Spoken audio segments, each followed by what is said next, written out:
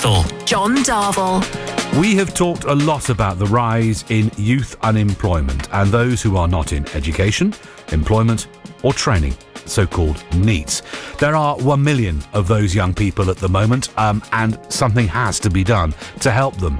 Well, there's a report that's been published. Another part of that report is due to be published at the end of this year, but the facts are the facts. Alexia, though, from Patchway, has been awarded an MBE for her services in skills and education. She is a technical lead at Rolls-Royce, starting as an apprentice herself. She wants more young people, and specifically, I'm guessing women, to get involved in STEM. That is science, technology, engineering and mathematics. And Alexia is with me here this afternoon. Good afternoon to you. Good afternoon. Thank you for having me on. This is such an important topic. It's something that's very dear to my heart, not just because I've got young children, but you just don't want to see young people waste their valuable talent, whatever that talent may be. Why did you become an apprentice? What was driving you to go, I know, science, education, engineering, technology, mathematics? What was it? Yeah, so I actually first heard about apprenticeships and engineering when I was in year 9. So luckily enough... How old, for those of us who don't know what year 9 is? About sort of 14 years old. Okay. So this is building up to the GCSEs. Yeah. Okay. Luckily, my parents took me to the Bath and West show. At the show, they have an Imagineering fair where local companies showcase their STEM, showcase roles they've got in their company for young people, get them engaged in engineering. That's where I first sort of thought, maybe engineering's for me. I like doing the hands-on. I enjoyed design and technology at school. And we learnt about apprenticeships from someone actually that had gone down the graduate scheme route. And he said, if I'd known about apprenticeships when I was at school, I would have chosen that option. Main reason being, didn't have any student debt. You come straight in with a salary and the company or the apprentice. You're earning and learning, aren't you? Yes, exactly. And the company pays for you to go to university or pays for you to go to college and get your qualification. But the other thing is you actually get into a full-time role quicker than you would if you go to university and then go onto a grad scheme into a role. So for me, I was like, okay, I don't have to go to university, get paid, don't get a debt, and I get into the role I want to do faster. So it was a no-brainer. And when you put it like that, you make it sound, well, why would you go to university? But university, I mean, we have a lot of universities in our part of the world. They have a place, not least of which you would go to university to do that. But I suppose if you can do something, earn a wage, and not have £60,000 plus in, as a deficit at the end of it, which ultimately you'll start to pay back the more successful you become, it sort of makes sense. And if you think about it from your point of view, Alexia, you go to the Bath and West show at a 14-year-old girl with your mum and dad, and you end up with an MBE for service. That's quite an extraordinary journey, isn't it? Yes, yeah. So when I started my apprenticeship, I'd gone to sixth form, knew I wanted to go down the apprenticeship route. So did maths, physics, product design, knew I wanted to go into engineering.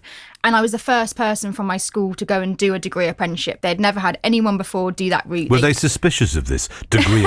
Because schools, I mean... Yeah, they didn't really know much about it. And I wonder whether that's part of the problem, Alexia, because there's a number of things I want to explore with you while we have you.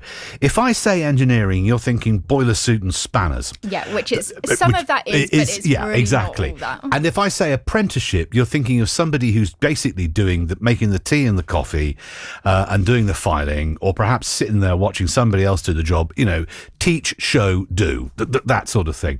And these are images that need to change, aren't they? Yes, very much so. It's around stereotypes, understanding actually what you can do as an apprentice, what's out there. Pretty much every job you can think of now, there's some sort of apprenticeship standard that a young person can go into to become someone in that career. So that's from teachers to engineers to doctors to health professionals. Anything basically you can think of, there's now some kind of apprenticeship to support you in getting there. How old are you now? I'm 26. So you're 26, so we're talking 12 years ago. Well, 8 years ago I started at Rolls-Royce. But 12 years ago from that going to the Bath and West show. So within 12 years, you are now this advocate for STEM, which is science, technology, engineering and mathematics, and for Rolls-Royce. And of course, we have some very, very technical stuff going on. I mean, Rolls-Royce is defence and everything else. And there's been a big announcement about defence today, which is a very important. I mean, it's a huge part of our economy here. And you're in it. Yes, yeah, working in it day in, day out.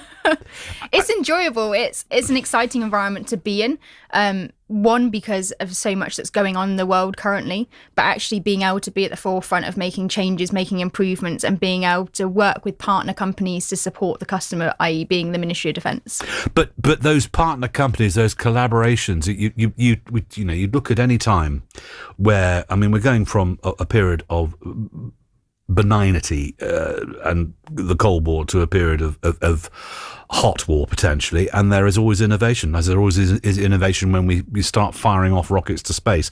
Off the back of these things come other things. Formula One is a very good example of this, isn't it? We wouldn't have ABS brakes if that hadn't been developed for Formula One cars to stop them smashing into barriers.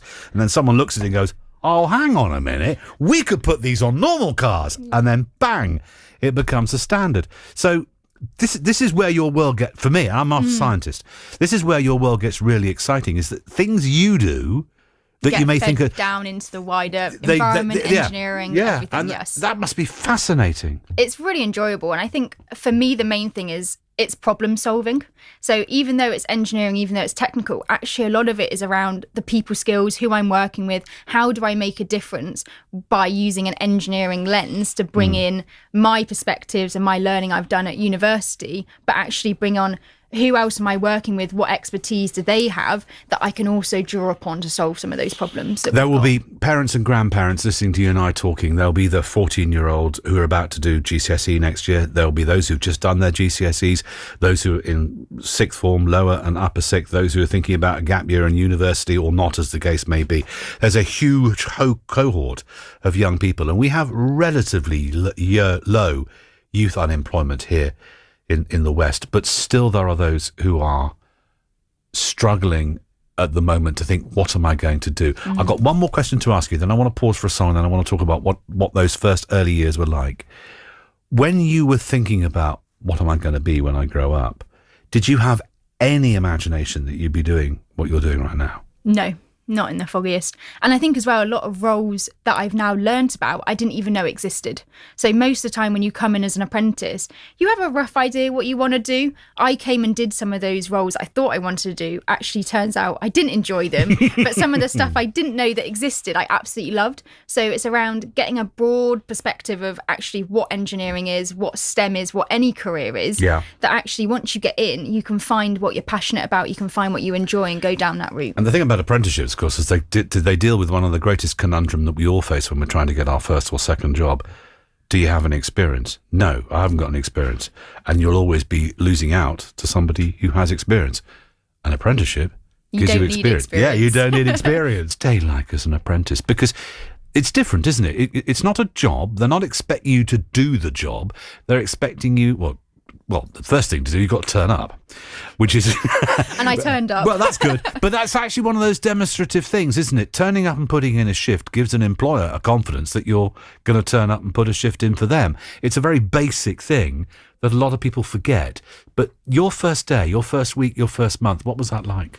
Yes, so actually my apprenticeship, the first year I was full-time college. So I actually wasn't even in the business. I only went in during college half terms and holidays. So my first sort of couple of weeks was, I basically felt like I was still at school. We're at college, we're getting introduced to our lecturers, we were getting introduced to what qualification we were going to be getting through the apprenticeship. But you had almost the employer aspect on it, because they were coming in, talking to us, explaining what this dynamic was going to be, and then what was going to happen when we did go into the business. And when we did go into the business, that was fantastic, because we'd had some of our experience, we'd done some of the learning, and we were actually able to apply it. So I met a new team, new people, completely new products. So I was from the absolute bottom scratch of not understanding anything to do with Rolls-Royce jet engines, but they help explain that, and they help you and they support you, and they have people there to buddy up with and guide you through. So you're involved in something which is traditionally, and again, this is a perception thing, we spoke about this a little bit earlier, about engineer, boiler suit, bag of spanners, that is a male-dominated world. Yes. And this is something that we've, again, talked about on this programme for a long time. And I speak as a dad of a daughter who is 16, who is looking at doing science, technology, engineering or mathematics. She wants to become a mechanical engineer because she loves Formula One. Knock yourself out, darling. Is it a male world? Was it, this is 12 years ago. Yes. Well, it's not 12, 6 years ago. Yeah, so Sadly, yes, it still is. Only 16.9% of engineers are women currently in the UK. So yes, you'll still find yourself in a male-dominated environment or a male-heavy team, but actually there's still quite a lot of women out there, and they're there to support you. And a lot of employers actually do schemes or buddying of which you can connect up with other women in your company or in your team to basically support each other through if you need any help. Any regrets? No regrets from my part. I am very glad that I went into Rolls-Royce, did an apprenticeship, and now doing engineering. Really enjoy it. That's why I'm giving back so much to try and encourage clearly, other people. This is why as you're well. here. This is why you're here, advocating, and very well advocating for more young people, men and women, I suppose specifically because more women gives a different perspective, doesn't it, onto the world? I mean, there are different. My view is around getting any young person into an apprenticeship, but if they're interested in engineering, try and encourage more women to go into engineering. And this is STEM, as I say, science, technology, engineering and mathematics. And you were awarded an MBE at 26 in the King's Birthday Honours. So that letter must have landed on your doormat in the last couple of months? Yeah, end of April I got that. So there you are. Living in Patchway, having done all the things that you've done, Alexia. Did you come home and find it, or did you wake up and find it? So I've been on sabbatical for 3 months in New Zealand. Right. And the day I came back from sabbatical, it actually come through the door that day. Right. And I saw it on the doorstep and it said, on His Majesty's service. Right. So my partner goes, oh, what have you done? Are you going to court? I said, oh, maybe I'm getting recruited as a spy. But obviously open it, find out it's an MBE, and it was a massive surprise, but absolutely thrilled. And what's the citation for? For services to education and skills. So my work externally promoting apprenticeships, working with charities to try and close the UK skills gap, but also just in general talking to young people and encouraging them to go down the route that they're passionate about. If you were to put apprenticeships gov into a search engine of your choice, you'll find all, as you said, think of any job, the reason even an apprenticed priest. There are apprenticeships for vicars as well. So put that in. Apprentices at Gov, you'll find the list there. It's lovely to speak to someone like yourself because it's the future. It's hope. Yes. And you are offering hope. There is hope out there for those young people. I hope so. I know there is. We need to try and encourage young people to go down what they enjoy and what they're passionate about. And if that's through an apprenticeship, then brilliant. But actually, there's not enough apprenticeships out there. So if more companies can offer apprenticeships, I know with the challenges at the moment with minimum wage and national insurance, but if I had a stat recently, actually, that if every small to medium employer could take on one apprentice, there'd be no youth unemployment in the UK. So it just shows actually the impact of maybe a company taking on one person on a level 2 apprenticeship, or someone that's a larger employer taking on 1 or 2, the impact that can have as a rolling ball on actually getting more young people into work. Well, look what it's done for you and look what you're doing for it now. It's a sort of a trade-off there. And I just want more people to sort of go into what they're passionate about, get into something that they enjoy, and the opportunities being there for them.